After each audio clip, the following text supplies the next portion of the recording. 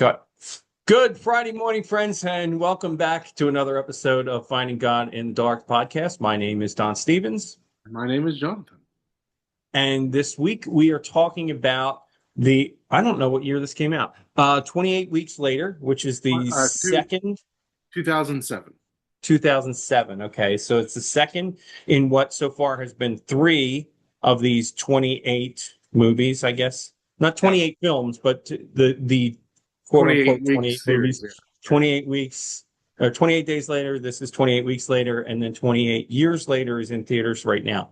So we've been kind of working towards possibly seeing that. We'll see what happens. But so 28 weeks later stars, gosh. It's a mostly British cast, isn't it? Jeremy Renner's in it though. Jimmy Renner's in it, yeah. And He's the Soldier Doyle. yeah. Um one of the things I want to say about this film before we jump into themes and stuff Mhm. is that even though it is filmed very much like 28 Days Later, Yeah. there's a lot of the same kind of style. It's a different director. It Danny goes Boyle did produce. Danny Boyle was an executive producer, but yeah, Yeah, but he didn't direct it, and it goes in a different direction yeah, than the first film did. yeah, And it comes off as more of an action film yes. than a horror film. Mhm. I mean, it does have the horror elements, the infected, the zombies, whatever we call them, right? But it really comes off more as an action film than a horror film. Yeah. So um, take that for what it's worth. If you if you have a strong aversion to shaky cam, do not see this movie Yeah. Yes. A lot of because people. it will probably make you nauseous. Yeah. But otherwise, I don't know. What do you want to say, John? Um. Again, I think these are really strong horror movies, in part because they do what I like horror movies to do, which is make you think about a deeper issue. Yeah, Um. And a big theme in this movie, at least for me, is this idea of of forgiveness, this idea of shame of your previous actions, and how your desire to avoid dealing with your guilt and shame can often lead you to worse places to do that spin you off in worse ways than yeah, actually just confronting it and dealing with it and seeking repentance and forgiveness. right. And that really starts with the very beginning of the film Yeah, when Don, the main character, yeah, no relation, um, abandons his wife. yeah.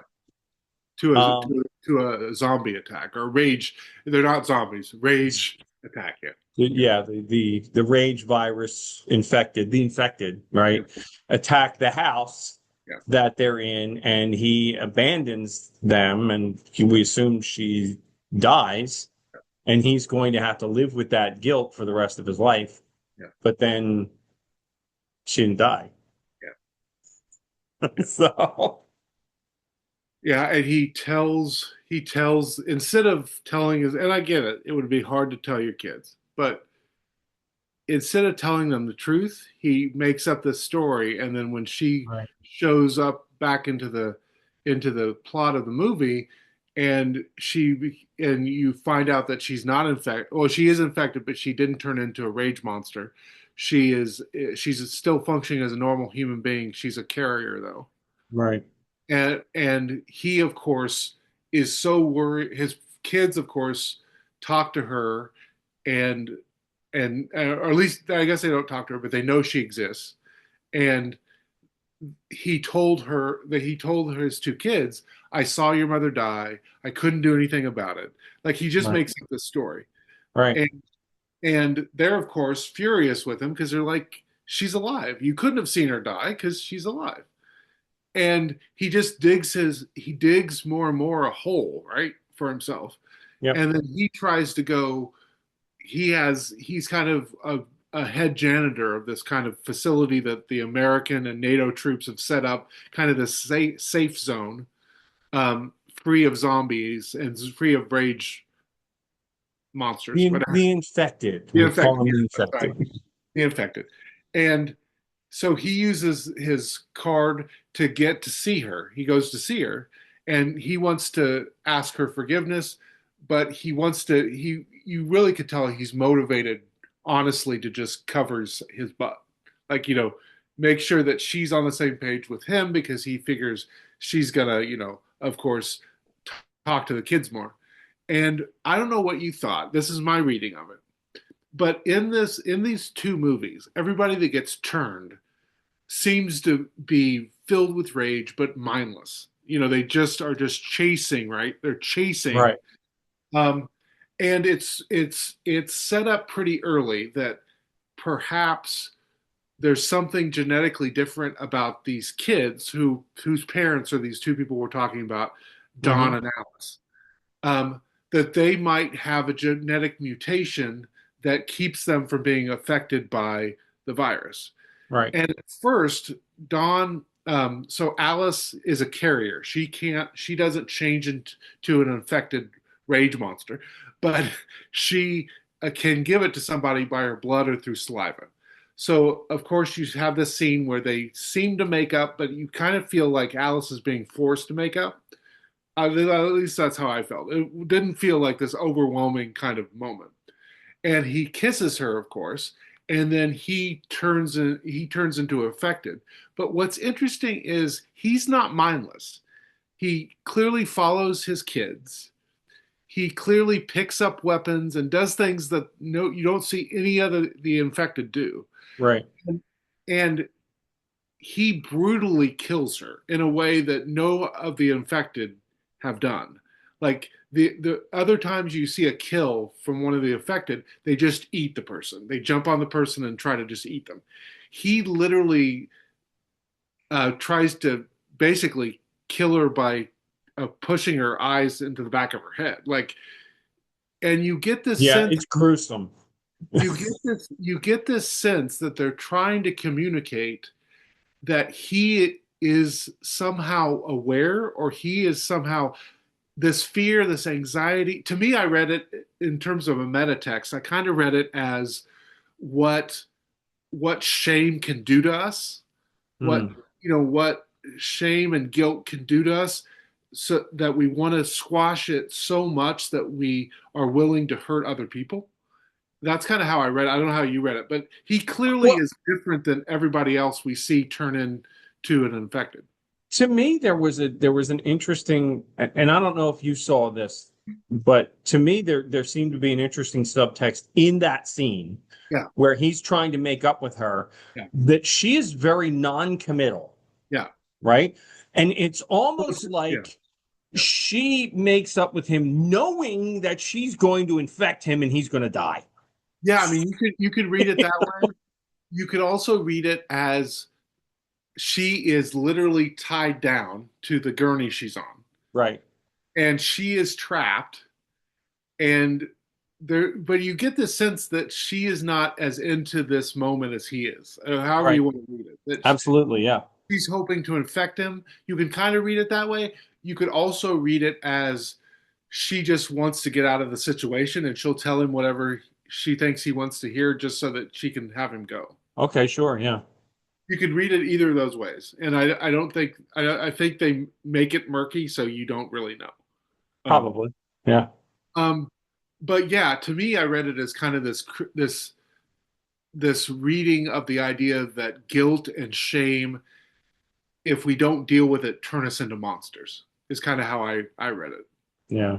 Because Yeah. again, he is radically different than any other infected we see in these first two movies. He moves around, he tracks his children, Hmm. and he picks up weapons and things like that. And that's just things that we Yeah, didn't. he's not mindless. Yeah, he's not mindless at all. Yeah. Yeah. And perhaps that's part of why, maybe the kids have some kind of immunity, Yeah, is that he has some level of it, and his wife obviously had a much higher level of it, yeah, yeah. you know. Um, so what else? I There's you yeah, you wrote about security and safety. I think that's an interesting yes, topic here because initially, at the outset of the film, we're in a safe zone, Yes. right? Don is in a safe zone, and the kids are coming into the safe zone, or are they there? No, they're coming in. Yeah, they're coming in. So they were on vacation or visiting their grandparents in Spain when all this happened. Hmm. And so now that 28 days later, NATO and U.S. forces have kind of brought peace to the UK, and things are kind of getting back to normal. The infected have starved out, and it's believed that they're all dead.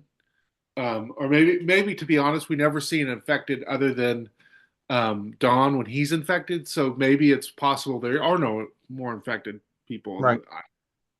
the and but what's interesting is you see this world that's safe or appears to be safe, but you get all of these glimpses of things people have had to give up so they're safe. Yeah.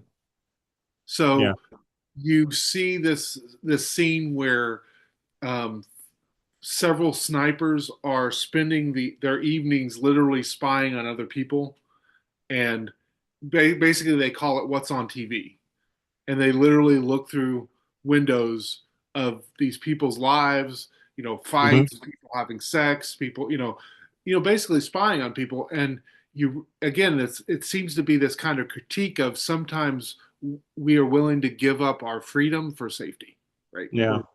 Or the illusion of safety. Um, to me that's more of what's interesting in this film is at the very beginning you seriously kind of there's this voiceover kind of this this automatic voice that's kind of welcoming the new visitors, welcoming the new people coming back to the UK, Hmm. like this is completely safe, there's nothing to worry about, it's completely safe here. And you're even with me, I'm just like there's no way you would there's no way you could say that, you You know don't know that. there's literally like I think there's like 12 million people in London. They're Right. in the middle of London. There is no way in 28 days you could go door to door in every house, in every place, and make sure there's nothing dangerous. There's just no Right. way. Right. And yet they're telling themselves a story of safety, right? They're telling themselves that there's no way we don't have to worry about this at all. You know, Hmm. everything's safe. And again, it's this idea that that we tell ourselves the illusion that that we can completely control our world, and there's no way to completely control your world. Yeah. Yeah. Yeah. That's and that carries over to when, okay, the outbreak happens again, Yeah, and Don gets infected, yeah, he spreads it, and yeah, then it's, they've lost control. yeah. And and they you wrote something here about the what was the quote? I don't see who's a target.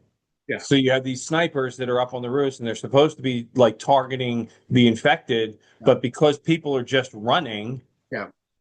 you can't differentiate. You don't know who's a target and who's not. And then eventually, what do they say? They just say code red, eliminate Target everyone. everyone. Yeah, Yeah, target everyone. which is that's when our hero steps off the roof and goes down to save the kids. Well, yeah, interesting. I feel like that you could also, they seem to be exploring the reality that happens in these horrible situations, in Yeah, tragedies. for sure. Vast majority of people. So I'm not like singling myself out because I don't think you can ever know how you would react until you're in the situation. But the vast majority of people in tragedies usually act badly. They either shut down with fear or they worry about just themselves or their family and they Yeah, don't worry about other people. But you always have stories, even in the biggest of tragedies, the Holocaust, the World War II, whatever. You always have these examples, and we have it in this movie. We actually have it twice. An older gentleman who holds the door so his wife can get away. She doesn't get away, but that's what he's trying to do. Um, but the other one is Soldier. Can't think of his name. Doyle. Doyle. Mm. He steps out of the car when there is no way he's going to live if he steps out of that car, and he sacrifices himself so the other three people that are left of this kind of group can escape. Hmm. And again, you have those moments in any tragic event in history. There are people that, for whatever reason, don't act like everybody else. They decide to sacrifice themselves for others. And I don't know, it is kind of a fascinating thing to think about what makes Doyles, what makes people that go completely against what most people do, you Yeah. know? Well, is does that not reflect back to the infamous Mr. Rogers quote? Yeah, You know the one, right? I'm In the probably midst of tragedy, look to the helpers. for the helpers. Yeah. Yeah. Yeah. So what else we got? Um, I don't know. I think this idea of helping others, and again, it's this idea of um, most of us, all of us have to die, but most of us don't get the chance to die for something bigger than ourselves. Sure. And there's something powerful about, even though it's tragic, somebody sacrifices their life for others. Um, there's Well, something powerful. is it not it's a Christ figure, right? Yeah. They become a Christ figure, you know. There's something powerful about this idea that their death meant something. Their death saved other people. Their death did good, because we're Right. all going to die, but their death did some good. Right. And yeah, I mean, I think that's a central figure, of course, in or central theme in Christianity. Obviously, Jesus even talks about, um, what is better than to lay your life down for a friend. Like, that idea of sacrifice being something that changes lives, changes the world, is very central to Christianity. Yeah, no greater love. Yeah, No greater love has man than he laid down his life for another. yeah. That's John Some something. Johnson. John something. Yeah, and I mean, I think I feel like as a pastor that people often misunderstand sacrifice. It's not, and some of this is unfortunately the church in the beginning really focused on martyrs, and sometimes that was easily twisted. I don't think church leaders wanted it to, but I think it became, in the early centuries of the church, it became something that some people twisted into, I want to be martyred. I'm going to go out of my way to be martyred. Like, That's yeah, you know, and that's not really what the gospel idea of sacrifice is about. It's about what we've talked about in The Chosen. Jesus doesn't want to do this, but he believes it will make the world better, so he's going to do it anyway. right. And that's what we mean when we talk about sacrifice. It's not gleefully running into the arms of someone that's about to kill you. It's choosing to do something that's painful and something that will cost you something, maybe even your life in some certain Yeah. circumstance. Doing But the difficult thing, even, yeah, yeah. yeah, But you're doing this difficult thing. You're giving something up that matters to you because you think it will make other people's lives better. yeah. And that's And what. that, and that touches on something else you wrote here about what is the value of a human life? Yeah. Is it one other life, or how many lives would one sacrifice to save one person? Um, Yeah, I mean, that's a because in that's a this, philosophical question you could beat around for years. yeah, I mean, this movie kind of brings it to the fore, right? The infection has started up again. Do we do our best to save everybody that's not infected, or do we just bomb the whole section of the city and be done with it? And in the movie, the army decides to just firebomb the whole section and be done with it. Right. You know, Yeah.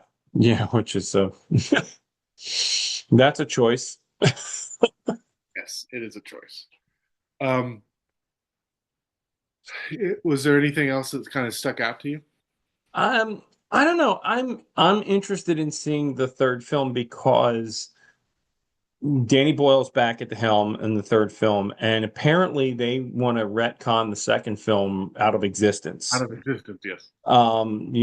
So this is the second film. They kind of want to say yeah, it didn't really happen. You know, the second film was sort of a what if. Yeah. Yeah. Which so I'm interested now in seeing the third film because this film ends with the well, spoiler alert, but it's a what 18-year-old film. Yeah. It's an adult now. Yeah. It feels it ends with the kids escaping what through the tunnel to France, and They then they you see the infected in yeah, France. they fly over the channel, and the helicopter somehow gets destroyed or something, and it feels like something happens while they're in the helicopter where they turn, or some people turn, and then of course you see this picture of the Eiffel Tower, and zombies or the infected are clearly running through the city. Yeah. Right. And so but in the third film, it's well, the infection never got off the British island. Yeah. Yeah. Yeah. So, I'm interested in seeing that at least for that perspective, see what was Danny Boyle's original vision here. Yeah. Um so um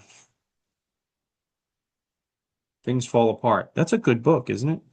Yes, it's a very good book. Like Chinua Achebe. Yeah. Yeah. Yeah, that's actually we could do a book reading episode, but We because could. yeah, that's a powerful thing about how you evangelize people. I mean, it's a good, really good reflection on colonization and how missionaries came to Africa. But again, I don't know if it's ever been made into a movie. I I have a recollection it may have been actually, but I'm not sure. I'd have to look it up, I guess. Yeah, Any other thoughts on this film? I um I don't know. I think one of the things I put here is, Don says to um, his wife, Alice, at one point, "I love you," and she kind of forces out, "I love you, Don." But I do think this, in a weird way, I know it's an action film, I know it's a horror film, but it does have an interesting take on what does it mean to love somebody. Hmm. What does it mean to actually live that out? And um, that's something I think Christians should always think about, because, again, Jesus talks about they'll know that you are my followers because you love. So, Yeah. what does it mean for us to actually live out and show other people that we love them? It's more than Because words. let's be honest, if he really loved her, would he have abandoned her at the No, beginning?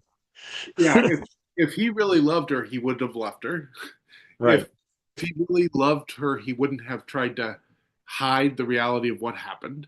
You Right. know, all those kind of Right. things. And one could say realistically that Doyle Yeah. loved more than Yeah. Don did in this Yeah, film. because even when Don turns, he seems to want to destroy his kids, which is just, again, something that cuts against Almost the idea of love. almost like even in his rage, he wants to hide his shame. Yeah, yeah. Right. Again, I think it goes back to this idea of shame can really twist our souls in a way that we become less than human. Yeah. You Yeah. All right. Well, I think that's probably going to wrap us up for next week. So next week will be the second week of August. know? We will be looking at, we already talked about Yeah. this. Probably Fantastic Four. Fantastic Four. Yeah. Fantastic Four well, by the time you're seeing this, it will be already out in theaters. It comes out when we're recording it, it comes out tomorrow. Yeah. But it comes out July 25th. It is the latest Marvel film, Pedro Pascal, among others. I'm interested in seeing in that film. I love the guy who plays Johnny Storm because he played Eddie Okay. in Stranger Things. Okay, I didn't know that. I didn't know that. Yeah, he played Eddie, the Hellfire Club guy in Stranger Things season, what was it, 4, I guess. It's Eddie Munson. And so I'm really interested in seeing that, how he pulls that off.